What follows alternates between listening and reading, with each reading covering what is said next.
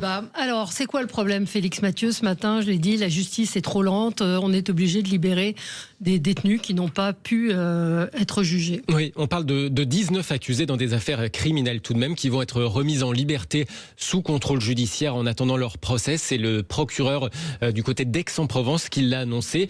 Tout ça parce que, oui, les délais de détention provisoire ont été dépassés avant la date de leur procès. Donc, ils vont attendre leur procès en liberté. On parle quand même principalement d'accusés dans des affaires de viol, notamment. Et vu que les cours criminelles sont engorgées, voilà, c'est comme ça que ça se passe. Alors, pourtant, il y a eu, vous savez, les audiences de rentrée solennelle dans les tribunaux. Et à cette occasion, Gérald Darmanin s'était félicité en parlant d'un investissement historique sans précédent dans la justice. Il citait par exemple le nombre de greffiers et de magistrats, 139 juges, 135 greffiers supplémentaires rien que dans le Nord et dans le Pas-de-Calais. Donc voilà, plutôt satisfait du ministre de la Justice sur ses effectifs. Sur le côté, on est en train de régler le problème. Bon, a priori, les professionnels de la justice ne voient pas de cette... Effectivement, il y a des avocats qui ont réagi. J'avais cité ici Julie Courvoisier, justement, qui racontait un quotidien un petit peu différent. Oui, d'ailleurs, elle lui a répondu au garde des Sceaux. Elle a expliqué que, par exemple, elle avait fait des appels et que c'est audiencé fin 2027, c'est-à-dire 3 ans quand même de délai pour ces procédures d'appel. Vous avez dit en liberté et sous bracelet, mais ils sont quand même sous bracelet. Sous contrôle judiciaire, je crois que c'est pas forcément sous bracelet. Non, je crois pas que ce soit sous bracelet. Non, sous contrôle judiciaire, c'est pas sous bracelet. Parce que sous bracelet, ça veut dire qu'il y a une condamnation, et là, il n'y a pas de condamnation. C'est des gens qui ne sont pas passés au tribunal. Ils vont bien être en liberté. Peut-être avec obligation de se manifester, de ne pas s'éloigner, mais... Effectivement, et des délais de jugement qui s'additionnent au gré des recours. Oui, parce que là, on parle de délai d'audiencement, donc juste en parlant d'un seul procès. Mais bon, si vous ajoutez à ça qu'il peut y avoir ensuite l'appel, le pourvoi en cassation ou le recours devant le Conseil d'État, pourquoi pas après la Cour européenne des droits de l'homme, ça peut mettre tout ça, s'additionner, mettre des années. C'est vrai que ça crée de l'incertitude juridique. Bon alors, si on parle de pénal, effectivement, c'est très douloureux pour les victimes, pour les parties civiles, mais ça peut aussi être de l'incertitude juridique dans d'autres domaines, comme le domaine commercial ou civil.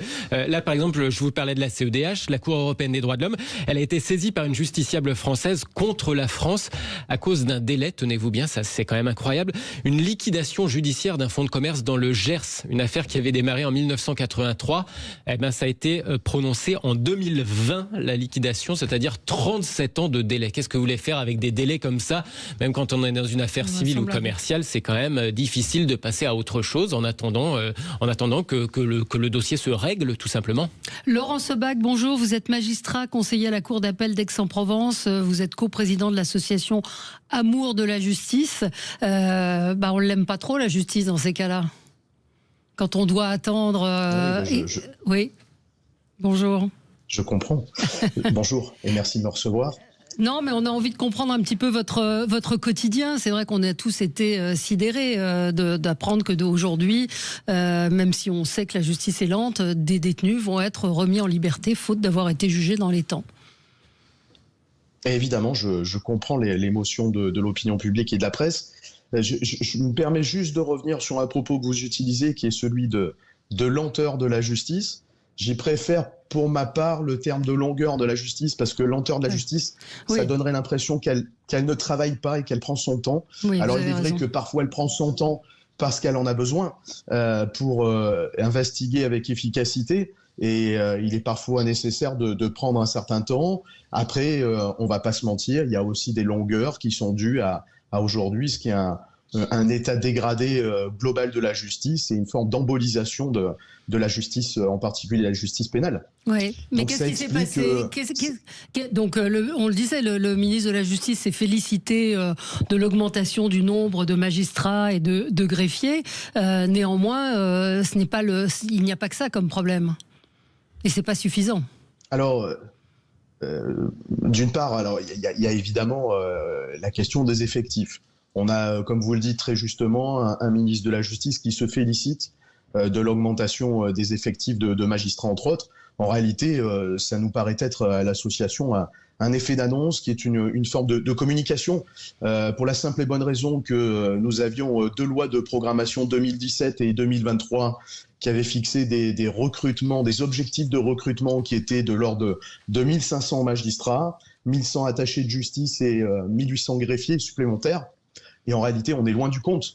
Et on les atteindra pas en réalité, sauf des annonces beaucoup plus significatives que celles qui viennent d'être faites ces derniers jours. Mais quand on regarde la loi de finances 2026, elle est déjà pas suffisamment, on va dire, à la hauteur de ces attentes qui ont été promises. Donc on n'y sera pas. On n'y sera pas. Étant précisé que de toute façon, ça, c'est les effets d'annonce ministérielle aujourd'hui. La réalité, elle est définie. La réalité des besoins et des effectifs en magistrats, greffiers, attachés de justice, elle est définie par une commission européenne qui s'appelle la Commission européenne pour l'efficacité de la justice. On l'appelle la CEPEJ. Ouais. Et cette CEPEJ, tous les ans, elle nous donne des rapports qui nous montrent des choses assez simples. C'est qu'en réalité, il y a environ 9000 magistrats en France. Pour fonctionner à peu près de manière équivalente avec les pays qui sont assez semblables aux nôtres dans l'Union européenne, il faudrait passer de 9 à 18 000. Donc vous voyez qu'on est très très loin du compte. Mais ça met combien de temps à former un magistrat, c'est-à-dire un étudiant qui a fait ses études de droit? Combien de temps il faut pour qu'il devienne magistrat?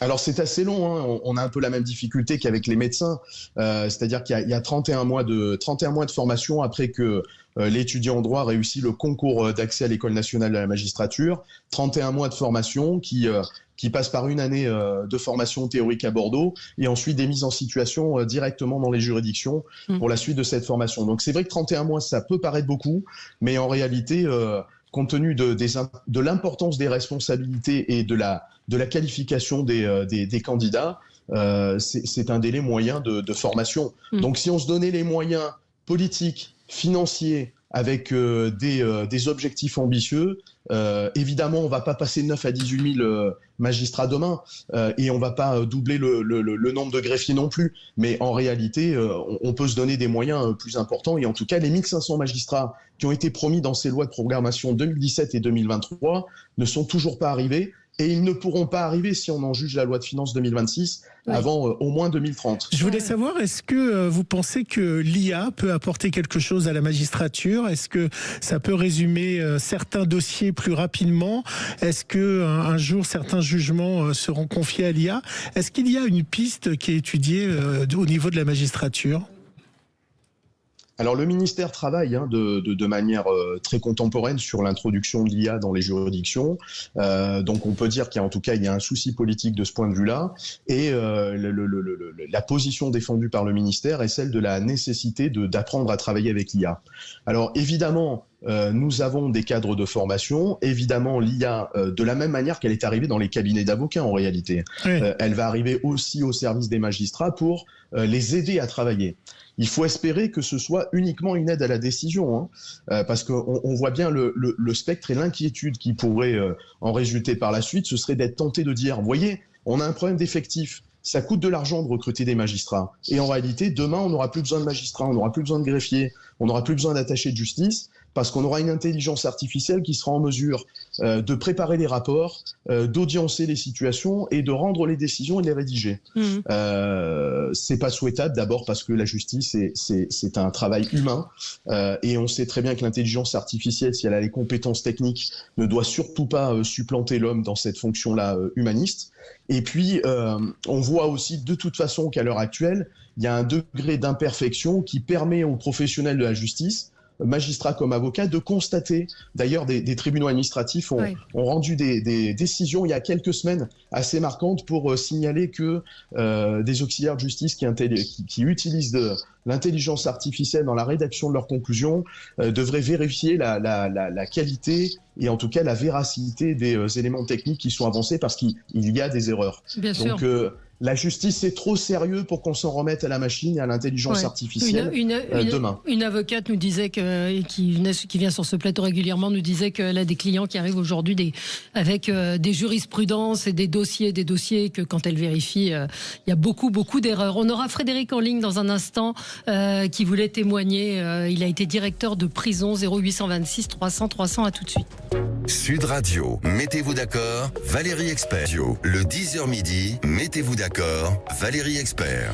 De retour avec vous dans le studio de Sud Radio, nous parlons de cette justice trop longue, de ces délais trop longs. Et nous sommes avec Laurent Sebag, magistrat, conseiller à la Cour d'appel d'Aix-en-Provence et coprésident de l'association Amour de la justice. Vous avez raison, quand vous dites lente, longue mais pas lente, elle est longue pour un certain nombre de raisons qu'on évoque ce matin. On a des auditeurs qui souhaitaient intervenir. Frédéric, vous nous appelez de Carcassonne. Vous êtes ancien directeur de prison. Oui, bonjour Valérie, bonjour à tous les auditeurs. Alors l'explication de M. Sebag, je la trouve formidable. C'est rare qu'on ait quelqu'un qui explique aussi clairement et simplement les choses. Moi, ce que je voudrais rajouter quand même par rapport à ça, c'est que les magistrats qui vont aller siéger en cour d'assises, ce ne sont pas des magistrats spécifiques, c'est-à-dire que de temps en temps, dans les petits tribunaux, on va prendre un juge pour enfants, on va prendre un JAP, on va prendre, etc. Ce qui fait que tous les niveaux, la diversité des magistrats est touchée. On parle beaucoup du pénal. Moi, ce que je voudrais dire, c'est pas une surprise pour moi qu'on libère une quinzaine de détenus. Il y a 5 ans, 10 ans, 15 ans, c'est déjà arrivé. Parce que dans tous les tribunaux, il manque des magistrats. Les juges pour enfants, c'est une catastrophe. Les JAP, alors on en met, voilà, ils débarquent. JAP, c'est juge d'application des peines. Autre chose. Les juges des tutelles, etc. Il en manque partout. Il faut vraiment faire un vrai travail sur cette justice parce que quand on touche le pénal, ben on touche aussi les autres. Alors on en parle beaucoup moins, mais toute la magistrature est ce qui fait que, on a comme ça des gens. Moi j'ai travaillé avec des mineurs. Le juge pour enfants, il n'avait pas forcément le temps, tout. Et puis après, on essaye de combler les trous. Je voulais savoir, puisque vous êtes directeur de prison, Gérald Darmanin a dit qu'il allait interdire les matelas dans certaines cellules qui sont surpeuplées. Est-ce que vous, dans votre prison à Carcassonne, il y a des matelas dans vos cellules ? Alors moi je suis retraité, j'ai jamais travaillé à Carcassonne. Ah d'accord. Mais dans d'autres prisons, j'ai fait 10 établissements différents. D'accord. Évidemment Carcassonne, je peux quand même vous en parler, Carcassonne est encombré, il y a 250%. Donc évidemment, dans une cellule de 2, il se retrouve 3, une cellule de 4, il se retrouve 6 avec des matelas au sol. Actuellement, c'est le cas à Carcassonne. Mais dans beaucoup d'établissements, c'est que dans les maisons d'arrêt. Oui, d'accord. Donc, c'est une vraie catastrophe. Hein. Mais effectivement, alors peut-être Laurent Sebag, merci en tout cas de votre témoignage, Frédéric, qui est intéressant. C'est vrai que le procureur qui a pris la parole à Aix-en-Provence, il lui a fallu du courage pour prendre la parole publiquement, pour dire cela. C'est que ça dénote un vrai ras-le-bol ? Indéniablement, ça incarne une forme de courage. Et alors, le ras-le-bol, je ne suis pas dans l'intimité de sa pensée, mais je peux l'imaginer. En tout cas, il y a une forme de courage à affirmer que institutionnellement, on n'est plus en mesure de faire face. D'abord, je trouve d'ailleurs que c'est la responsabilité de nos chefs de juridiction et chefs de cour que d'appeler au ministère en disant nous n'avons plus les moyens d'agir et donc il vous appartient politiquement d'agir et de nous donner les moyens qui nous manquent. Le procureur général, lorsqu'il dit ça, ça nécessite du courage. Pourquoi ? Parce que c'est une façon de dire on vit dans un état de droit et dans cet état de droit, on est obligé de respecter les délais qui ont été votés par le législateur pour ne pas garder trop longtemps en détention des gens qui, je vous le rappelle, sont encore présumés innocents. Ouais. Et donc, évidemment, il faut préserver les sérénités des investigations, éviter les pressions sur les témoins et les victimes, mais en même temps, ces personnes ne sont pas aujourd'hui encore considérées, sauf à être récidivistes, comme des criminels. Ce sont des personnes qui doivent encore répondre d'une culpabilité à venir. Et donc, évidemment, il est obligé de dire quand on n'a pas le temps, on n'a pas le temps, on les remet en liberté. Mais c'est pas nouveau ce que vient de nous dire Frédéric. Bien sûr. C'est pas nouveau, ça. C'est déjà arrivé dans le passé. Absolument.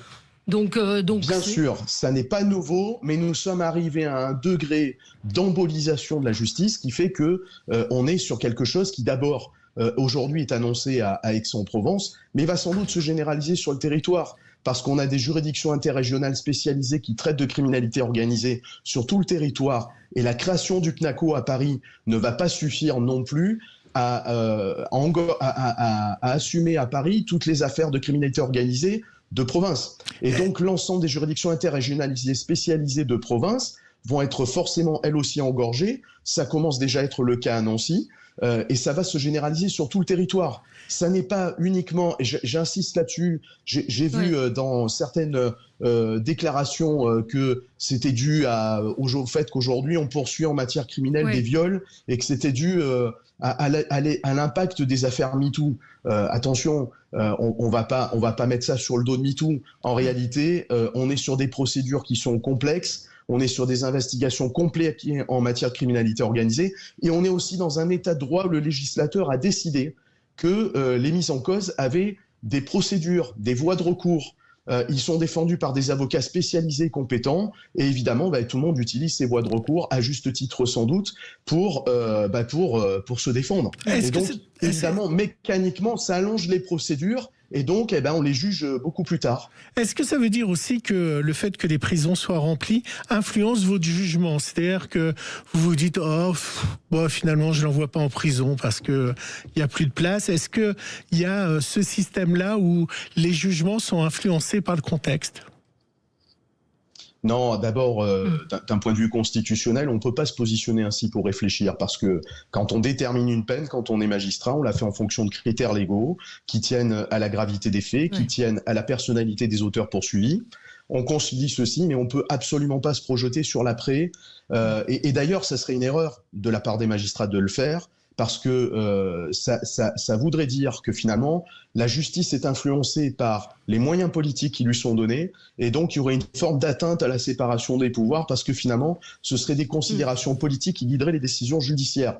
Alors après, je ne peux pas vous dire, ça n'arrive jamais, et peut-être que dans le fort intérieur d'un magistrat à un moment donné, il peut se dire, je suis tenté de pas l'y envoyer, mais en tout cas, vous voyez, d'un point de vue constitutionnel, il ne pourra pas motiver sa décision en disant, parce qu'il n'y a pas de place en prison, j'envoie pas tel individu en prison, s'il estime que la peine d'emprisonnement est méritée. Alors, donc c'est quelque chose d'assez marginal, j'imagine. Cette longueur plutôt que lenteur, elle ne concerne pas que le pénal. Je reprends le tweet de Julie Courvoisier qui dit à Bobigny, certains juges aux affaires familiales renvoient les dossiers sans date. Et elle parle d'une affaire donc qui a été renvoyée 3 ans plus tard. Donc on parle aussi d'affaires de divorce ou d'affaires familiales typiquement. 3 ans, c'est inhumain cette lenteur. Alors, Julie Courvoisier a tout à fait raison de le dire. On parle beaucoup de la justice pénale parce que vous avez compris qu'on a un ministère qui s'intéresse beaucoup à la justice pénale. Oui. Ça renvoie à des questions d'ordre public et de sécurité publique. Mais la justice civile, elle est encore plus embolisée que la justice pénale et on n'en parle jamais. Absolument. Alors, elle est embolisée d'abord parce que les Français sont procéduriers. Ils ont envie d'avoir des réponses à leur conflit de droit privé. Donc, c'est normal qu'ils saisissent la justice, qu'ils attendent une réponse.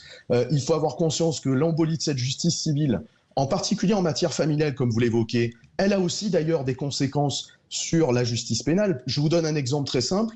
Des divorces qui sont prononcés très tardivement et des séparations de fait qu'on n'arrive pas à entériner dans le cadre de séparations qui doivent avoir lieu, ça cristallise les tensions dans un couple et dans une famille, et ça multiplie le nombre de saisines de la justice pénale ensuite pour des violences intrafamiliales, parce qu'on n'a pas résolu ce qui devait être résolu en amont. Donc évidemment, c'est absolument indispensable de soutenir la justice civile aussi. Je rebondis à ce titre-là sur les propos de Frédéric, qui était très intéressant tout à l'heure, qui était de dire, vous savez, quand les juges y vont devant la cour d'assises avec le président pour rendre les décisions en matière criminelle, ce sont des juges du quotidien qui exercent ailleurs. Et quand ils exercent ailleurs, ils exercent aussi dans la justice civile. Et quand ils sont en train de siéger dans une cour d'assises, ils sont évidemment pas dans leur cabinet ou dans leur salle d'audience civile pour rendre les décisions ou prendre les audiences civiles qui seraient nécessaires. Donc c'est évidemment pour ça qu'il faut un renforcement des effectifs global et qu'il faut penser la justice dans sa globalité et pas uniquement sous l'angle d'une lorgnette très étroite qui consisterait à dire la difficulté c'est la justice pénale, résolvons la justice pénale, on résoudra le reste. Absolument non, mais pas. C'était important de le dire. Céline est en ligne avec nous. Bonjour Céline, vous êtes juriste. Quel est votre regard sur ce qu'on est en train de dire ? En fait, je suis conseiller en propriété industrielle, donc je suis spécialisée en droit des marques, droit d'auteur, etc. Et j'avoue qu'on a aussi du mal à amener nos clients sur un domaine judiciaire. On est plutôt dans des négociations ou des médiations, parce que objectivement, les délais là encore sont abyssaux, quoi. Donc quand vous subissez en effet un préjudice pour contrefaçon, mais parfois vous avez plus intérêt à transiger, éventuellement à déclencher une assignation, mais à pas aller au bout de l'action en justice, parce que même si le client est finalement reconnu dans son bon droit, il aura une décision, le mal sera fait, enterré, et voilà. Donc c'est vrai que c'est très compliqué, j'ai l'impression, dans toutes les branches du droit. Oui, c'est ce qu'on évoquait. Merci beaucoup Laurent Sebag. C'était très clair et très intéressant. Vous êtes magistrat conseiller à la Cour d'appel d'Aix-en-Provence et coprésident de l'association Amour de la justice. Merci à vous. On se retrouve